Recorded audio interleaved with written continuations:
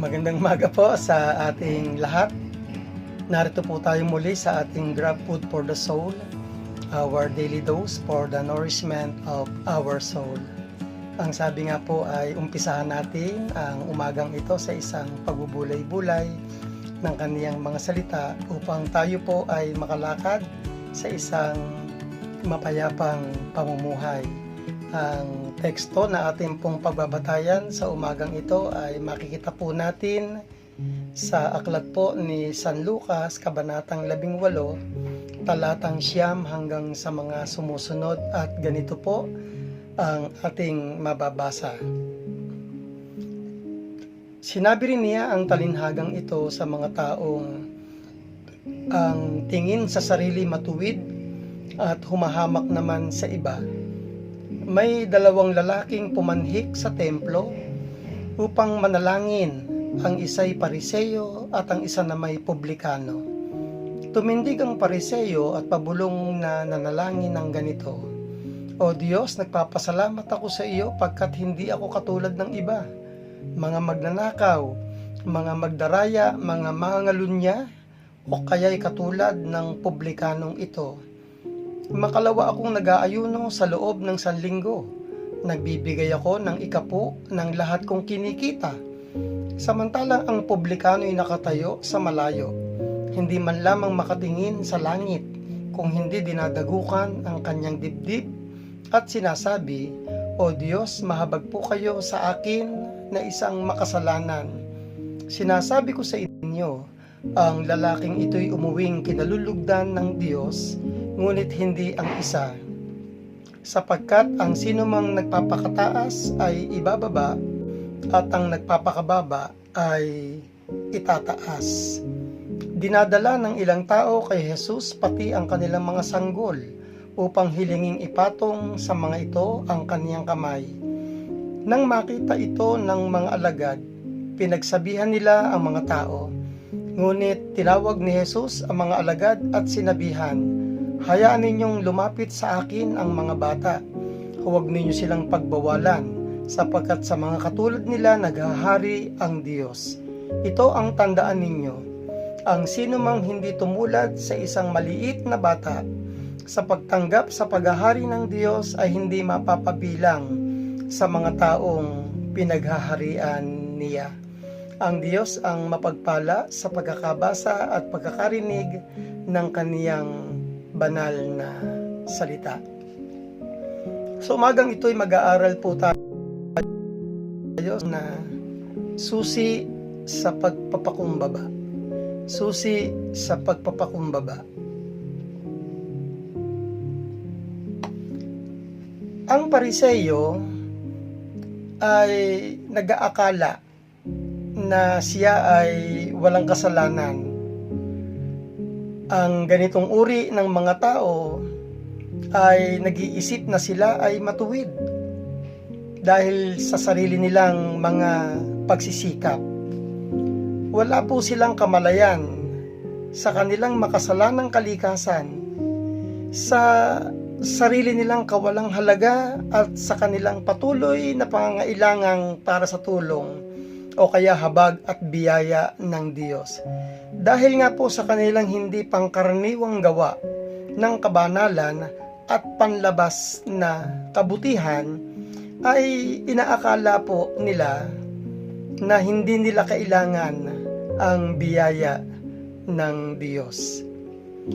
Ang publikano sa kabilang dako po ay lubos na nalalaman ang kaniyang kasalanan at pag-uusig ng budhi, at sa tunay na pagsisisi ay tumalikod sa kasalanan tungo sa Diyos para sa kapatawaran para po sa kahabagan, siya ay kumakatawan sa tunay na anak ng Diyos. Madali po nating hatulan, madali ng Pariseyo. Ngunit hindi kaya may pagkakataon na ganito rin ang ating uri ng panalangin, na nakadadama tayo ng pagmamalaki kapag tayo ay nag-iikapo. Ipinagmamalaki po natin yung ating pag-aayuno, at pagkatapos ay ating ihahambing ang ating mga sarili sa iba. Papaano nga ba tayo magpapakumbaba sa harap ng Diyos? Dalawang bagay po ang ating titingnan mula po doon sa ating mga binasa. Una, dapat magkaroon ng tamang pagtingin sa sarili. Ang publikano at hindi ang Pariseyo ang kinalugdan ng Panginoon, sapagkat tama ang pagtingin niya sa kaniyang sarili, samantalang ang Pariseyo ay nakatingin mali ng kaniyang kapwa, kaya't hindi niya nakita ang kaniyang postura, ang kaniyang tamang katayuan. Nagiging mapagmataas at madaling humatol sa iba. Ang tao, kapag hindi po niya nakikita yung tamang kalagayan, yung tamang katayuan sa harap ng Diyos bilang makasalanan. Tingnan po natin yung Juan chapter 8 verse 7. Ang wika po doon ay ganito: ayaw nilang tigilan ng katatanong si Jesus, kaya't sila'y tiningnan niya at sinabi ang ganito: ang sinuman sa inyo na walang kasalanan ang siyang maunang bumato sa kaniya. Alam po natin ang istorya po niyan, at alam din po natin, mga kapatid, na walang sinuman sa mga taong kaharap ng ating Panginoong Hesukristo ang nag-angat ng kamay upang bumato doon sa babae. Ikalawang bagay na ating pong titingnan, tumulad sa bata. Tumulad sa bata. Walang halaga ang mga bata ng panahon noon, sapagkat sila'y maliliit pa at walang kabuluhan kung ihahambing sa mga marahil kaya pinagbabawalan ng mga alagad ang mga tao na ilapit ang mga bata sa ating Panginoong Hesukristo, ay dahil iniisip nilang sayang lang ang panahon. Sayang lang ang panahon ng Panginoong Hesukristo sa kanila. Ngunit para sa Kanya, para sa ating Panginoong Hesukristo, ang bata ay larawan ng pagpapakumbaba. At ito ang nais na ituro ni Jesus sa kanila.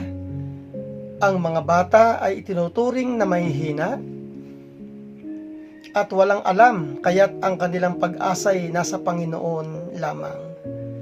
Mahalaga na lumapit sa Diyos na may ugali ng pagpapakumbaba na tulad ng bata. Tinutulungan niya ang mga mahihina at ginagabayan ang mga walang alam. Ngunit galit siya sa mga mayayabang, galit siya sa mga palalo.